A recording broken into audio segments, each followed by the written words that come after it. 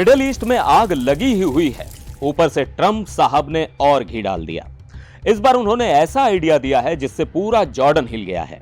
उनका कहना है कि गाजा पट्टी में रहने वाले फिलिस्तीनियों को वहां से हटाकर जॉर्डन में बसा देना चाहिए और अब जॉर्डन के राजा किंग अब्दुल्ला इसे तबाही का नुस्खा कह रहे हैं और इस प्लान को सिरे से खारिज कर रहे हैं। वो खुद अमेरिका जाकर ट्रंप से मिलने वाले हैं ताकि उन्हें समझा सकें कि अगर ये हुआ तो पूरा मिडिल ईस्ट तबाही की तरफ चला जाएगा। लेकिन असल सवाल ये है कि ट्रंप ऐसा क्यों कह रहे हैं, जॉर्डन को इससे इतनी परेशानी क्यों हो रही है और अगर ये प्लान सच में लागू हुआ तो जॉर्डन और मिडिल ईस्ट पर इसका क्या असर पड़ेगा। ये सारी बातें आज के इस वीडियो में आसान भाषा में समझेंगे।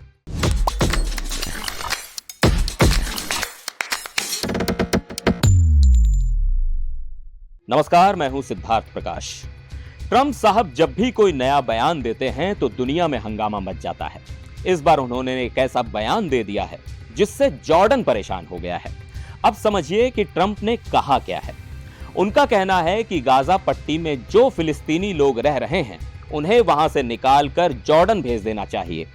मतलब जो लोग इस समय गाजा में इजराइल की बमबारी झेल रहे हैं, जिन्हें पहले से ही जबरदस्ती वहां से निकाला जा रहा है, उन्हें अब जॉर्डन में बसाने की बात हो रही है।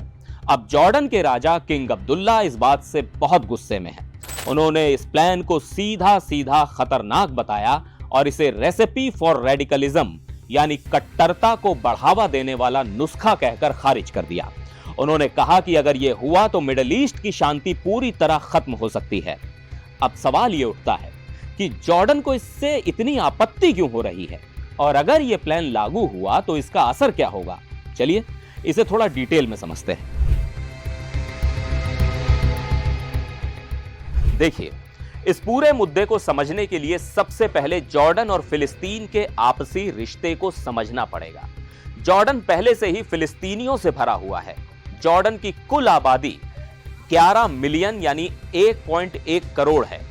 इसमें से करीब 60% लोग फिलिस्तीनी मूल के हैं। 1948 में जब इजराइल बना था तब हजारों लाखों फिलिस्तीनी लोग अपनी जमीन से बेदखल हो गए और जॉर्डन भाग कर आ गए। फिर 1967 की लड़ाई के बाद और भी ज्यादा फिलिस्तीनी शरणार्थी वहां पहुंचे। अब अगर 20 लाख और फिलिस्तीनी जॉर्डन में आ गए तो वहां की जनसंख्या और सामाजिक ढांचा पूरी तरह बदल जाएगा। अब सोचिए, एक ऐसा देश जिसकी आबादी पहले से ही सीमित संसाधनों पर निर्भर है, वहां अचानक इतने सारे लोग आ जाएं तो हालात कितने बिगड़ सकते हैं। अब जॉर्डन को डर है कि यह सिर्फ रिफ्यूजी क्राइसिस नहीं बल्कि एक राजनीतिक संकट है। जॉर्डन हमेशा से इजराइल के साथ शांति बनाए रखने की कोशिश करता आया है, लेकिन अगर इतने सारे फिलिस्तीनी वहां आ गए तो जॉर्डन के अंदर इजराइल के खिलाफ गुस्सा और ज्यादा बढ़ सकता है। वहां मौजूद फिलिस्तीनी समुदाय पहले से ही इजराइल के खिलाफ गुस्से में है और अगर इनकी संख्या और बढ़ गई तो जॉर्डन की सरकार पर भी दबाव बढ़ेगा कि वो इजराइल के खिलाफ कोई सख्त कदम उठाए। जॉर्डन को लग रहा है ये एक छिपी हुई साजिश है। अभी वेस्ट बैंक में करीब 30 लाख फिलिस्तीनी रहते हैं। जॉर्डन को लग रहा है कि अगर गाजा के लोग उसके यहां भेज दिए गए तो कल को वेस्ट बैंक से भी सारे फिलिस्तीनियों को निकालकर जॉर्डन भेज दिया जाएगा। इजरायली कट्टरपंथी नेता पहले से ही कहते आए हैं कि जॉर्डन ही असली फिलिस्तीन है, यानी वो चाहते हैं कि सभी फिलिस्तीनी वहां चले जाएं और इजराइल पूरी तरह फिलिस्तीन मुक्त हो जाए। अब आप समझ गए होंगे कि जॉर्डन को इतनी टेंशन क्यों है। अब जॉर्डन क्या कर रहा है?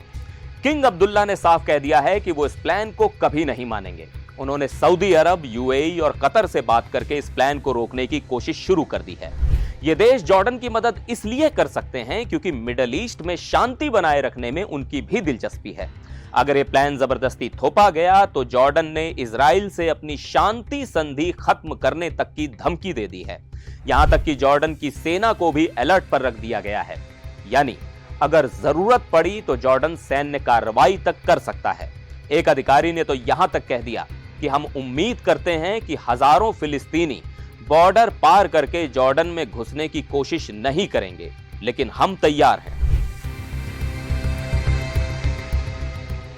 अब सवाल यह है कि ट्रंप ऐसा करना क्यों चाहते हैं। ट्रंप का कहना है कि वो गाजा को मिडिल ईस्ट का रिवेरा बनाना चाहते हैं। जहां लोग शांति से रह सके।